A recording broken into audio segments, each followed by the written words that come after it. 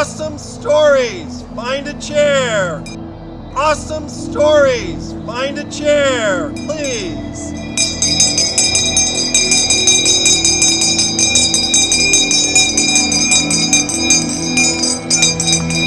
Three minutes.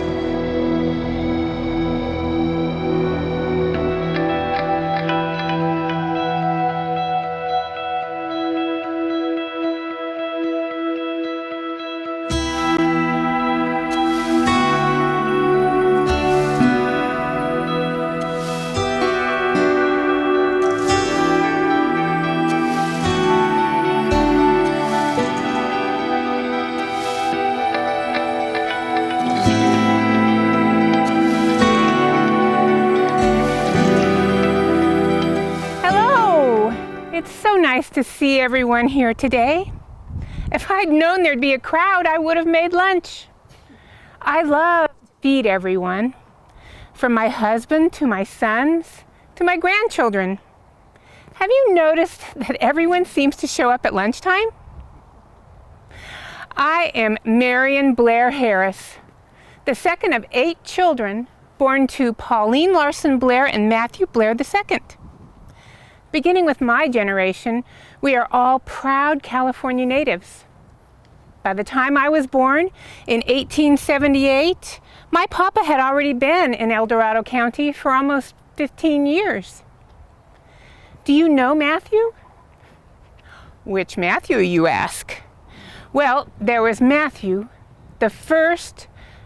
one of the oldest brother of the Blair brothers.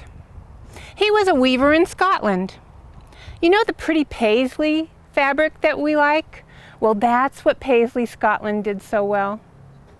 So well, in fact, that they named that design after the town. But the economy suffered in Scotland in the 1840s, and a lot of the mills went bankrupt. It was about that time that those 4 Blair brothers chose to make their way across to America and start anew. They first settled in Ohio and Indiana, but the call and the pull of that gold rush was too much to resist. And Brother John was the first to arrive in El Dorado County, and Matthew was the last. From the original Matthew came Matthew II, who was my father. My grandfather had died many years before I was born. And the story of his death is carried on for over 100 years. Who could forget such a tragedy? The horror and the heartbreak. But his dog never left his side. I always knew my grandpa was a good man because dogs know a thing or two about good men. Before Grandpa's death, he was an integral part of the logging business. He managed several of the Blair sawmills, and at one time there were over 5 scattered across the county. And the original mill was the Elkhorn Mill, and it was up in Pollock Pines, and it became my family's home. My parents and we spent so much time there growing up. My parents absolutely loved it. They called it their mountain home. It was surrounded by trees and water, and it was heavenly. And it was cooler too when the heat set in. You wouldn't think that little bit of elevation change from Placerville to Pollock Pines would make that much difference, but it certainly did when the heat set in. And as children, we played with the Native American children. The Maidu. They lived all around us then. We had fun together. I enjoyed playing with them, and they enjoyed teasing me. They would find old logs, peel back the bark, find a big, fat, juicy grub, plop it in their mouths, grin back at me with the oily bits running down their chins. Well, I would shriek, but my shrieks turned to laughter and then horror because they offered a grub to me. Oh, no, no, no, I am not touching those grubs. But as the seasons went on and more people came into the area seeking riches or opportunities or just escape, the Maidu soon packed up and left for other places. But our fun in the summer didn't end there. With my brothers and sister in tow, we would set off to explore the vastness of the mountains. Once, my little sister Belle fell right through a hidden chasm, right into a den of rattlesnakes. My brothers were so quick to help her. They jumped in and quickly pulled her up to safety. Then they went to work on those rattlesnakes. My goodness, they tied the snakes together. And they walked home dragging a long, snake-knotted rope behind them. Anyway, during the school year, we stayed in our Clay Street home. It was on the corner of Union and Clay. It was closer to my school, the Placerville Academy, which is long gone now. I think the Ivy House Hotel stood in its place for a while, but that's also long gone. It's a parking lot now. It's a shame that we lost our schoolhouse. And my friends always told me that I was exceptionally good at math. Ask me anything, I bet you I still remember. Equations were never hard for me. But becoming an adult at the turn of the century, the only place I had to use my math skills was in the home. I didn't have the opportunities afforded to modern day women.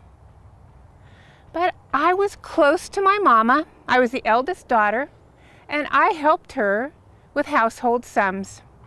But I did that for far too long. Some people said I would become an old spinster. I was 33 years old when I met my future husband, John Harris. And he was even older, a princely 40 when we married. My wonderful Aunt Catherine introduced us. She was a good friend of mine. John Harris, he was the second born, and he had the countenance of his papa, Thomas Harris. He was so reliable. And Thomas was steadfast. He was born to a wealthy family in England, and he studied engineering.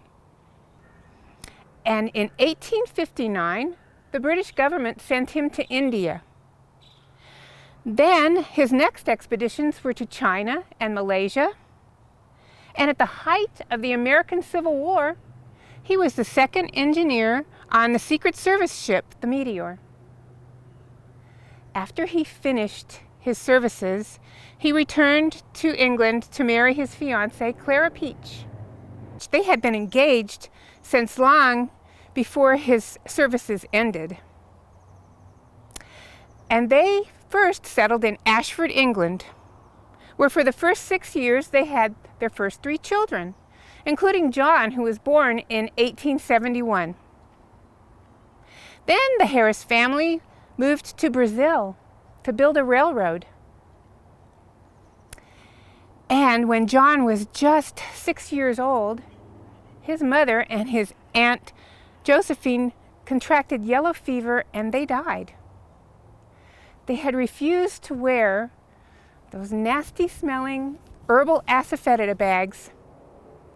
But the Portuguese nurses insisted that the children wear them at home and at school, and that was enough to ward off the mosquitoes that carried the yellow fever. Wine. Heartbroken, John's father sent the children back to England.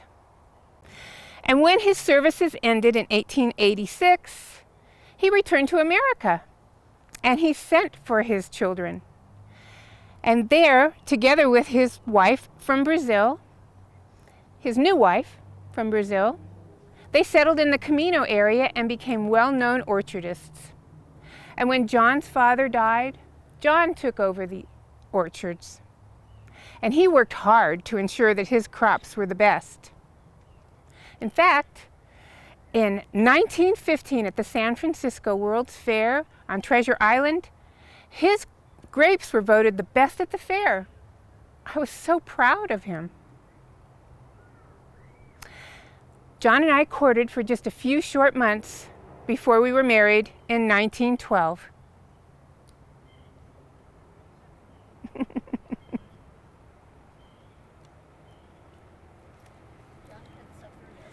But John suffered a significant loss just before we were our marriage. His home, that would have been our home, was lost in a fire, along with several of his precious trees and acres of his trees. We didn't know what to do. His home, which would have been our home, was gone. So my mama, who was always calm in a crisis, she and Daddy offered to share with us the Clay Street home because they still spent a lot of their time up at Pollock Pines. It was a very generous offer. John and I accepted, and we moved in right after our honeymoon. We quietly made that Clay Street home our own, and I had 4 children there, 3 boys and my baby girl. All my children were born at home, and all of them were raised in a traditional household. Church on Sunday and school and hard work the rest of the week. And John planted trees wherever and whenever he could, and the children and I helped him. You may have noticed that there are a lot of Blairs around. Well, family gatherings matter to us, and when we could help family, we did. My boys worked with their uncles at the Blair sawmills.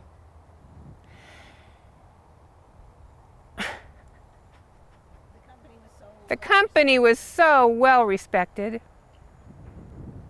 In fact, it had been around for as long as anyone could remember.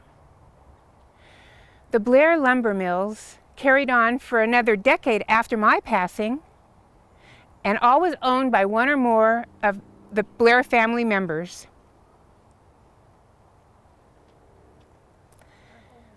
Our home was so close to the lumber yard that the boys often came home for lunch. I delighted to have them and to hear the comings and goings of the neighborhood and the community, and to feed them all.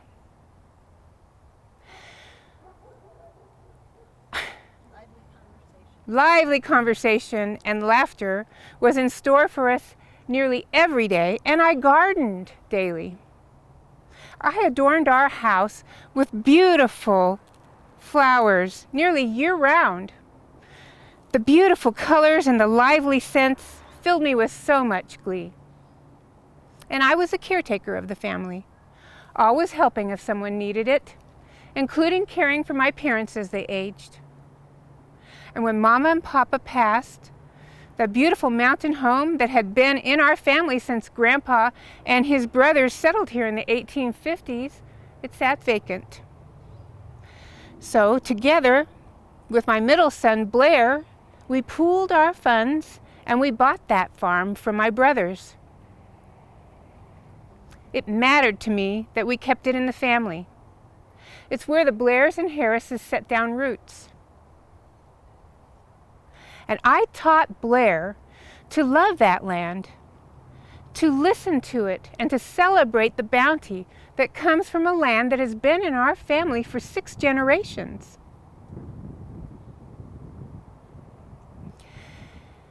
And I am truly proud of all of my grandchildren.